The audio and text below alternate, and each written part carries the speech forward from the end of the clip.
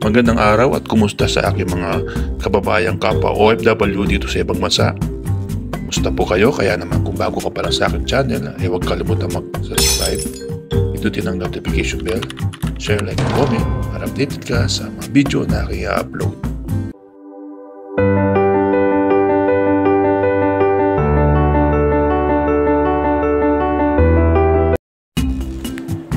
Mga kabayan, usapang OFW naman tayo ulit.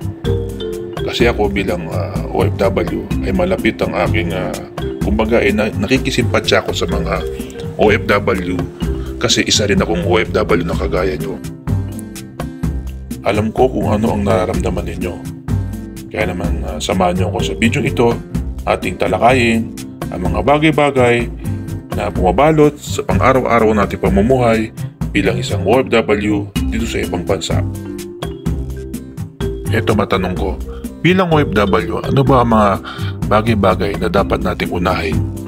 Sa panahon ngayon na kung saan ang mga tao ay palaging abala sa trabaho, sa mga gadgets at sa iba't iba pang gawain, madalas nating nalilimutan ang mga tunay na bagay na mahalaga sa ating buhay. Nalulunod tayo sa pang-araw-araw na stress, sa gulo at sa mga responsibilidad. Tandaan na hindi lahat ng urgent ay important. At kung patuloy mong hahabulin ang mga bagay na sa tingin mo ay urgent, then darating ang araw na magigising ka na lang na sinayang mo lang ang oras at buhay mo sa mga bagay na di naman talaga importante. Kaya sa video na ito, ibigay nyo ang ilang minuto ng oras mo at isaalang-alang kung ano ang mga bagay na tunay na dapat i-prioritize sa ating buhay. Keep in mind na ginawa ko ang listahan na to with no particular order, maliban na lang sa number 1. Kaya simulan na natin. Una, ang iyong sarili. Ikaw ang priority number 1. Hindi ang asawa mo, hindi yung trabaho mo, hindi ang mga kaibigan mo, at hindi ang mga anak mo. Kung di mabuti ang pakiramdam mo, then di mo kayang tumulong sa iba. Sino na ba sa inyo ang nakasakay sa eroplano? Naalala niyo ba yung paglagay ng oxygen mask? You need to put your own oxygen mask first, then help others. Ganon din ang sarili mo. Prioritize mo ang physical, emotional, at spiritual health mo. Kung di mo bibigyan ng priority ang mga ito, then ang consequences nito ay makakaapekto ng malaki sa mga taong nakapaligid sa iyo. Prioritize mo ang pagpapahinga dahil kailangan mo yan kasi sa sobrang busy mo sa mundong ito. Prioritize mo ang kalusugan mo dahil kahit anong dami ng pera mo at pangarap, kung wala ka namang lakas para gawin ito, ay baliwala rin ang yaman mo. Ang pangalawa, oras sa mga anak mo. Tandaan mo na kapag lumipas na ang oras ay di mo na ito maibabalik pa.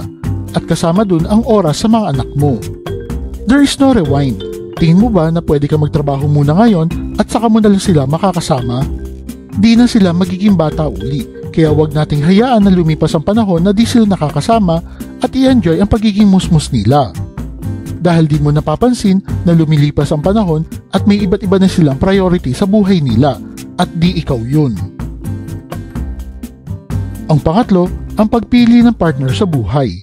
Ang pagpili ng tamang partner sa buhay ay isang prioridad dahil ang isang malusog at matagumpay na relasyon ay nagbibigay ng halaga at kasiyahan sa buhay. Kapag pinili mong gawin na prioridad ang iyong partner, ito ay magbubunga ng isang matatag at masayang pagsasama. Ang iyong partner ay kasama mo sa tagumpay at sa pagkabigo sa buhay. At ang kanilang suporta ay nagbibigay sa iyo ng lakas para mapaunlad ang sarili.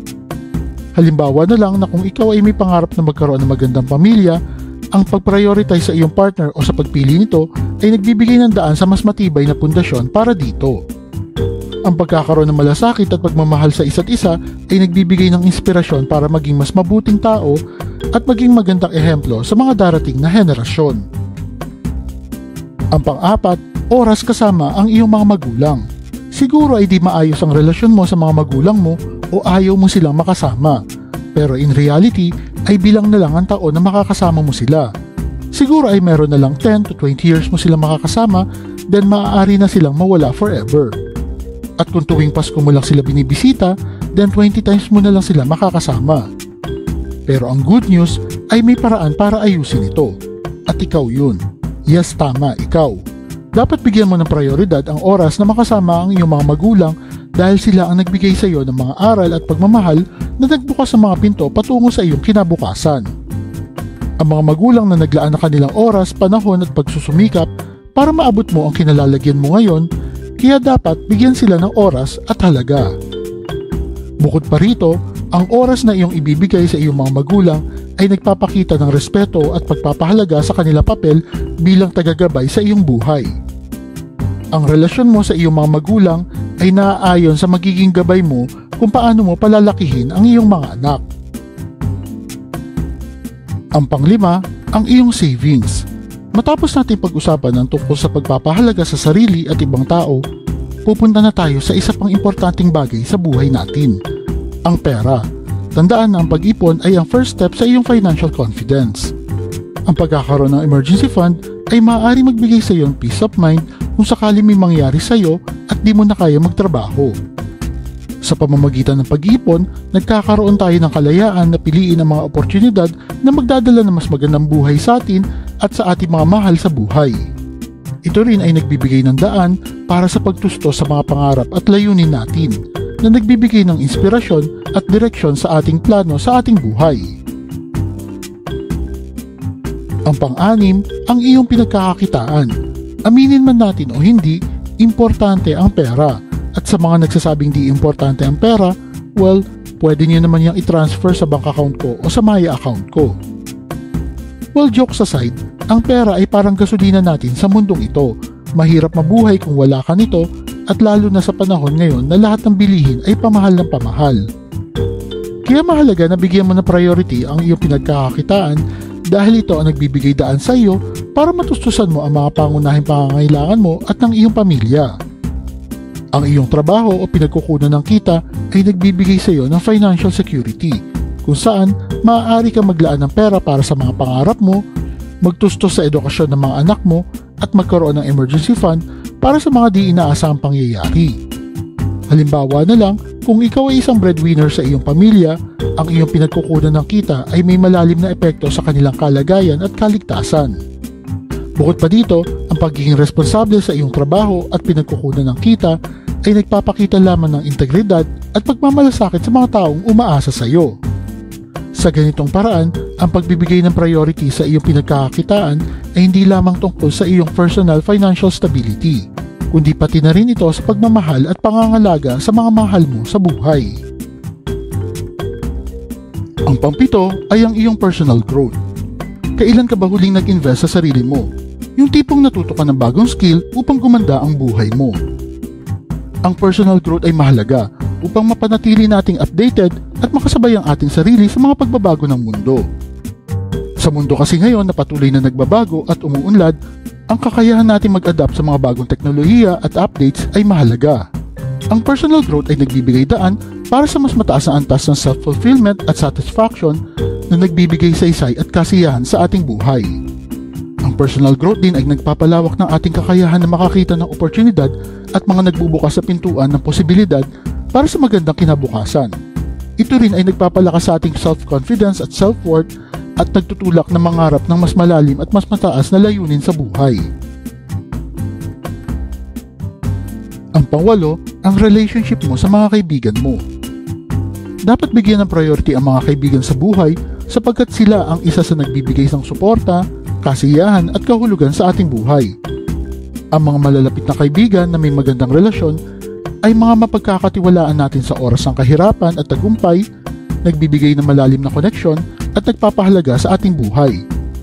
Ang pag-aalaga at pagpapahalaga sa mga kaibigan at relasyon ay nagdadala ng kaligayahan at kabutihan sa ating buhay at ito ang nagpapahintulot sa atin na maging bukas at mas maunawain at mas maging kumpletong tao. Sa katotohanan ay di mo naman talaga kailangan ng napakaraming kaibigan. Ang kailangan mo lang ay yung meron kang isa o dalawang loyal at tunay na kaibigan at sapat na yun. Tandaan mo na quality is always better than quantity. Ang pangsyam ay ang emotional at spiritual health mo. Anong silbi na external well-being mo kung ang internal mo naman ay sira-sira?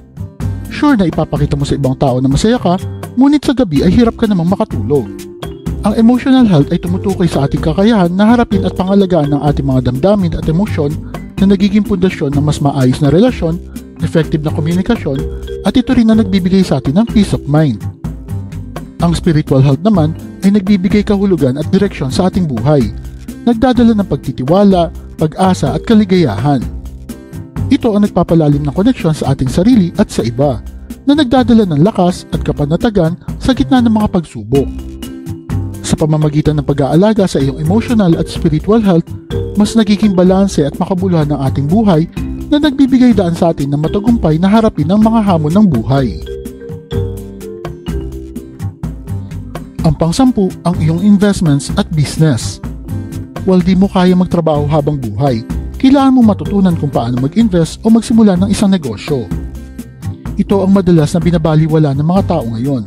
Sa katotohanan, dapat habang bata ka pa lang o unang magkaroon ka pa lang ng trabaho, ay unti-unti mo nang pag-aralan kung paano mag-invest ng pera o magsimula ng isang negosyo dahil makakatulong ito sa iyo kung sakali matanggal ka sa trabaho at para tuloy-tuloy pa rin ang cash flow na darating sa iyo. Ito ang isang bagay na madalas na binabaliwala ng mga tao ngayon, lalo na ng mga nasa 20s pa lang. Tandaan na habang nasa 20s ka pa lang at konti pa lang ang responsibilidad mo, ito ang best time na mag-experiment ng negosyo at mag-invest para mag-take advantage sa compounding effect ng pera mo. Ang mga bagay sa video na ito ay di naman ibig sabihin na pagsabay-sabayin mo. May kanya-kanyang stage sa buhay natin na dapat i-prioritize ang bawat isa. Mahalaga na tukuyin mo ang mga priorities mo na mahalaga sa iyo at angkop sa iyong sitwasyon. Maaaring magbago ito sa bawat yugto ng iyong buhay. Ito ay normal na proseso lamang ng pag-unlad at magkaroon ng fulfillment sa buhay. And I hope na intindihan nyo ang ibig kong sabihin sa video na ito. At kung mahilig kayo sa mga videos tungkol sa pera, motivation o business, like and share nyo lang ang video na ito at kita-kita po ulit tayo sa mga susunod na video.